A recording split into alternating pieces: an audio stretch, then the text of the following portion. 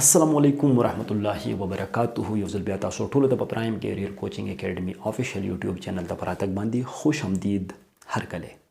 که چېرې تاسو په دې چینل باندې نه وئ نو دا چینل سبسکرایب کړئ او که ویډیو مو خوښه شي نو ویډیو ضرور د خپل ملګرو سره شیر کړئ. نننی چې زمونږ کومه ټاپک دی ګریویټیشنل فیلډ، آلریډي تاسو ته پته ده چې موږ یونټ نمبر 5 ګریویټیشن موږ شروع کړی، فزیکس کلاس 9. نو نن موږ شروع کړی دی ګریویټیشنل فیلډ. اولنۍ خبره دا ده چې فیلډ وایي څه ده. د هر چا څه سوشل فیلډ هم وي. مثال په تور باندې زما د خپل ملګرو سره تعلق دی، خو دا ملګري زه محدود ساتم. ټیک شو، دا زما فیلډ دی. دغه شان د چارج هم یو مخصوص فیلډ دی. ټیک شو، د کرکټ هم یو مخصوص فیلډ دی. ټیک شو، خو زه به تاسو له په اسان لفظونو کې د څه شي مثال درکړم چې لیټ سپوز چې دا کرکټ ګراوند دی او دا باونډري ده او دا کرکټ ګراوند دی. نو که چېرته یو کلاړي دې ځنه چکه ووي او دلته بهر یو فین ناست دی، کرکټ فین دی او دا کیچ واخلي، نو آیا دا آوټ کنسیډر کیږي؟ نو. وجه څه ده؟ وجه دا ده چې بال لاړ باونډري یې کراس کړ او هلته فین کیچ واخیستو، کومه چې تماشایي دی هغې کیچ واخیستو. نو چې کیچ یې واخیستو امپایر د آوټ نه ورکوي. خو که چېرته دننه په دې باونډرۍ کې یو فیلډر دا کیچ کو دین امپایر ول د هغې جسټرز به څه چې دا آوټ دی، آوټ به کنسیډر کیږي. ریزن څه دی چې دلته کومه د بیټسمین چکې له دا بال هټ کړی نو دا باونډرۍ دننه چې کومه دی د فیلډر لاسو کې راغی او دلته چې د باونډرۍ یې کراس کړه نو فیلډ یې کراس کړه، چې فیلډ یې کراس کړه دا کلاړي چې کومه دی دا آوټ نه دی. دغه شان اگزامپل چې کومه دی د چارج فیلډ هم دی. لیټ سپوز دا پازیټیو چارج دی او د دې چارج نه تیر چاپیره دا یو باونډري ده. ټیک شو، که دې باونډرۍ ته زه نیګیټیو چارج را دننه کوم ټک دا ځان طرف ته راکاږي، خو چې دا باونډرۍ نه چارج لږ هم بهر نو دا بیا فورس نه لګوي. نو دا چې کوم فیلډ تاسو ته په نظر باندې راځي دا چارج فیلډ دی ته ویلی کېږي او د الکتریک فیلډ ویلی کېږي. لکه څنګه چې دا بیهیو کوي همدارنګه د ځمکې فیلډ دی. ټیک شو که نه؟ او دلته به مونږ فیلډ ایز ا فورس خبره به مونږ کوو، خبره باندې پوه شو که نه؟ لکه څنګه زه چې دا ځمکه ده، ټیک شو که نه، څه شی دی؟ دا ارت دی. خو دا یاد وساتئ چې ما تاسو ته اوله کې ویلي دي چې که چېرې زه د ګریویټي خبره کوم نو ګریویټي همیشه دپاره اټریکټیو فورس دی او بل ما دا خبره کړې ده تاسو ته چې دا نان کنټیکټ فورس دی. کومه فورس دی؟ نان کنټیکټ فورس دی. مطلب په دې کې آبجیکټ او کومه چې ایجنټ دی دا د یو بل سره کنټیکټ کې نه راځي. که دا مارکر ما سره دی او دې ځای نه ښکته پرېږدم نو دا په خپله لاندې روان دی. دا ځمکې پسې لاس ونه شو چې لاس راغی او مارکر یې ونیو زمانه یې راښ کو، نه، په خپله روان دی ډیو ټو فیلډ strength ډیو ټو فورس آف ګریویټي. د خبره باندې پوه شوئ که نه؟ نو اوس د دې ځمکې نه یو مخصوص فیلډ چې کومه دی د ګیر چاپېره لای کېږي. ټیک شو که نه؟ داسې ګیر چاپېره د دې نه یو فیلډ چې کوم دی تاسو ګریویټیشنل فیلډ وایئ. خبره باندې پوه شوئ که نه؟ لکه که ځمکې ته یو جسم نږدې دی نو ځمکه به پرې زیات فورس لګوي، که بیا لږ لږ لرې کېږي هایټ ته رسي نو دا بس ورو ورو څه کېږي، دا به کمیږي. خبره باندې پوه شئ که نه؟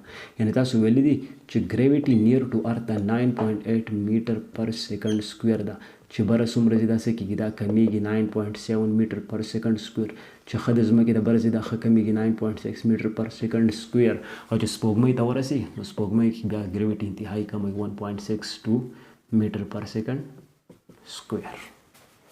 نو د ځمکې نه چې ته څومره بره ځې د فیلډ سټرینث چې کومه دی دا څه کېږي، دا کمیږي، او چې څومره ځمکې ته نږدې فیلډ سټرینث به هغومره زیات وي. د دې مطلب دا شو که چېرته موږ د سمندر په غاړه باندې یو نو موږ باندې ګریویټي به پوره لګي 9.8 میټر پر سیکنډ سکویر. خو که چېرته موږ د غر سر ته مخ تو په ګریویټي کې به لیټل بیټ چینج راځي، خو موږ دا څه کوو، دا موږ اګنور کوو. د خبره باندې پوه شوئ که نه؟ نو یو ټیم داسې راشي چې ګریویټي زیرو شي، ګریویټي څه شي؟ زیرو شي. مطلب د ځمکې چې کوم طاقت دی په آبجیکټ باندې زیرو شي نو هغلته بیا موږ زیرو ګریویټي دغه ځای ته وایو. لکه سپیس کې تاسو وګورئ چې ټیک د ماینر اماونټ کې ګریویټي دغلته شته، خو لکه مطلب موږ دغه اګنور کوو، دغه ځای موږ څنګه کنسیډر کوو چې دا زیرو ګریویټي ریجن دی. د خبره باندې پوه شوئ که نه؟ اوس دلته سوچ وکئ چې لیټ سپوز لکه څنګه چې تاسو ته ما د چارج د فیلډ خبره وکړه، دلته هم دا ځمکه او دا ماس په یو بل باندې څه طاقت لګوي که نه؟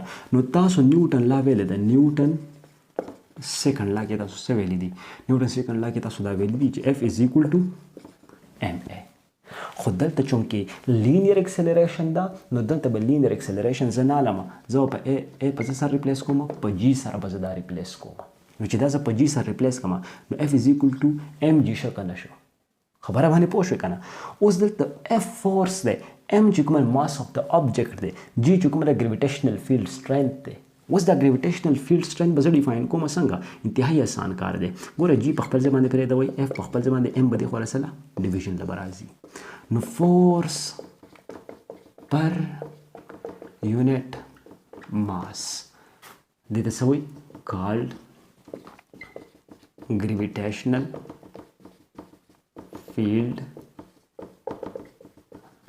strength. چې کومه طاقت دی په پر یونټ ماس باندې دې ته څه ویل کېږي؟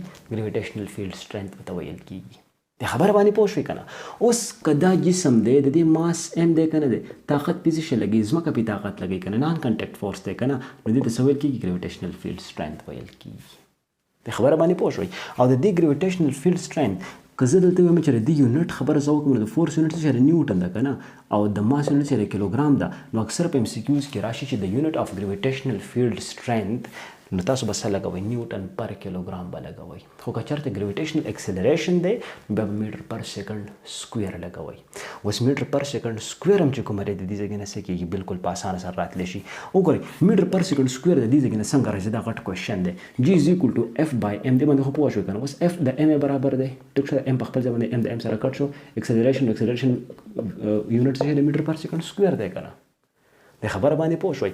نو میټر پر سیکنډ سکویر هم کریکټ دی او نیوټن پر کیلوګرام هم کریکټ دی. د خبره باندې رسئ که نه رسئ؟ اوس که چېرې موږ خبره وکړو چې آیا د ګریویټیشنل فیلډ سټرینث صرف او صرف د ځمکې د وجې نه پیدا کېږي؟ نو دا خبره هم غلطه ده.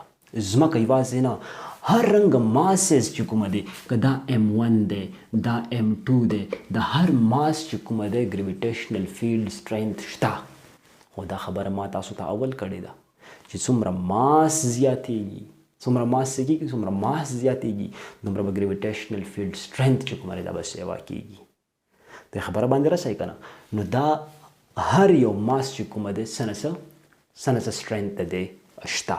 د خبره باندې رسئ که نه رسئ؟ اوس بله خبره چې کومه د جی خبره مونږ وکړه، د څه خبره مونږ وکړه؟ د جی خبره مونږ وکړه. دې ته مونږ فری فال اکسلریشن هم وایو. فری فال اکسلریشن ځکه چې دې کې جسم فری فال کوي، ځمکه په دې باندې طاقت لګي او ځمکه د خپل ځان طرف ته راکاږي. آیا دلته د ماسز انټریکشن ضرورت شته؟